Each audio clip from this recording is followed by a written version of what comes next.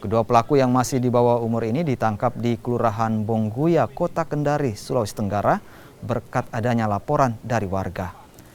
Kedua pelaku ditangkap saat sedang mengedarkan sabu dengan modus menempel paket sabu.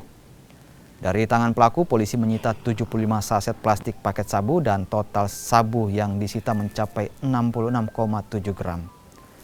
Kedua pelaku mengaku mendapatkan narkoba tersebut dari seseorang yang berada di Kota Kendari yang telah dipesan melalui telepon. Kini kedua pelaku terancam pidana penjara 6 hingga 20 tahun penjara. Tempat kejadiannya Taman Bundaran Kantor Gubernur Sultra, Jalan Haluleo, Kelurahan Mukoau, Kecamatan Kambu, Kota Kendari. Dengan inisial V alias A. Yang berikutnya inisial U alias U.